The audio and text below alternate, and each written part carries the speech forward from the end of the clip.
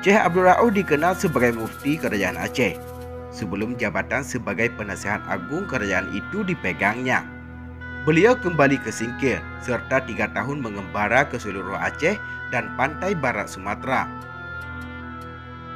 Dalam suatu perayaan Maulid Nabi Muhammad SAW di Kerajaan Aceh, Syekh Abdul Rauf yang sudah dikenal saat itu diundang ke Keraton Daruddiniyah. Beliau datang dengan identitas sebagai nelayan tanpa memperlihatkan pengetahuannya sebagai seorang ulama. Langkah itu dilakukan untuk tidak terlibat dalam perselisihan antara Syekh Hamzah Pansuri yang membawa paham Wahdatul Wujud atau Wujudiyah dengan Syekh Nuruddin Ar-Raniri yang berpaham Isnaniyatul Wujud. Sebelum lanjut, tekan dulu subscribe, like, dan share agar sejarah Aceh lebih terpandang di mata dunia.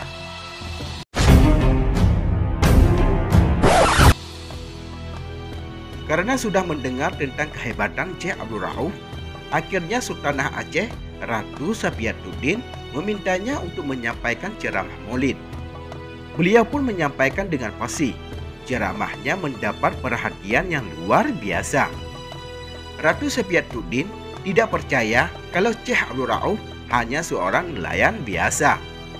Setelah ditanyai berbagai hal, akhirnya Syekh Abdul Rauf pun memperkenalkan dirinya yang asli sebagai ulama, sekalipun pamit untuk kembali ke kampung halamannya di Singkil. Tak lama di Singkil, Syekh Abdul Rauf melanjutkan perjalanannya ke Barus dan wilayah pantai barat Sumatera. Setelah itu ia kembali ke Bandar Aceh Darussalam. Dalam perjalanan kembali, beliau juga sempat menjelajah pantai timur Kerajaan Aceh. Pengembaraannya mengilingi Kerajaan Aceh dan pantai barat Sumatera itu menyita waktu sampai 3 tahun. Dalam perjalanannya itu, Syekh Abdul Rauf berdakwah dari satu daerah ke daerah lainnya. Pada masa mengembara, baik ketika 20 tahun di Jazirah Arab maupun di Aceh, Syekh Abdul Rauf selain berdakwah juga menulis berbagai kitab.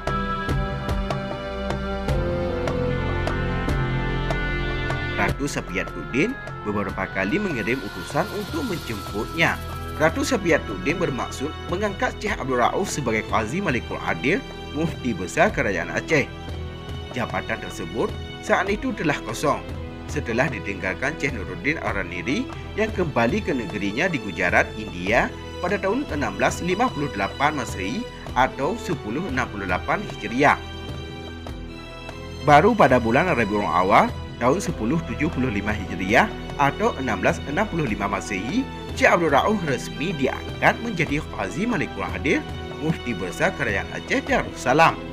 Jabatan itu dipegangnya selama 4 periode pergantian raja di Kerajaan Aceh, yakni Sultanah Sri Ratu Safiatuddin Johan Berdaulat, Sultanah Sri Ratu Nurul Alam Rakyatuddin, Sultanah Zakiatuddin Inayat Shah, serta Sultanah Sri Ratu Kemalatuddin Shah.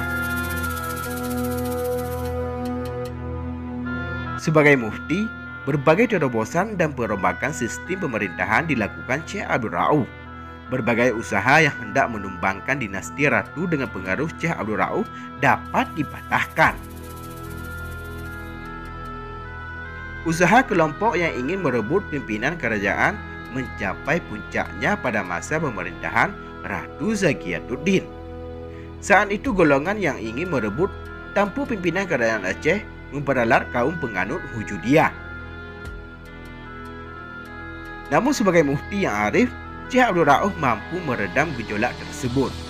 Untuk mencegah terulangnya kembali kerusuhan sesama umat, Syekh Abdul Rauf pun melakukan perombakan sistem pemerintahan kerajaan. Perombakan dilakukan dengan mengajukan sebuah konsepsi tata negara Kerajaan Aceh.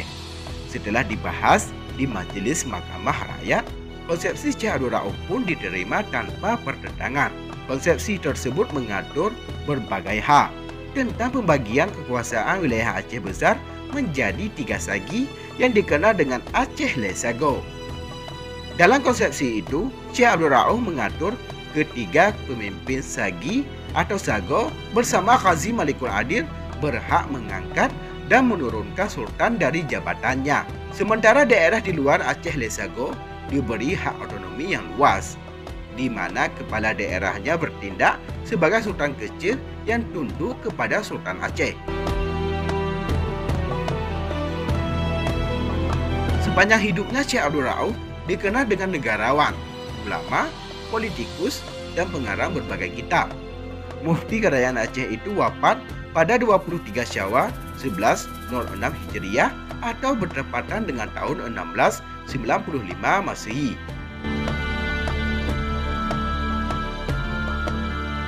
Demikianlah liputan Bahasa News. Semoga bermanfaat dan dapat menambah wawasan untuk kita semua. Terima kasih telah menonton dan tunggu video kami selanjutnya.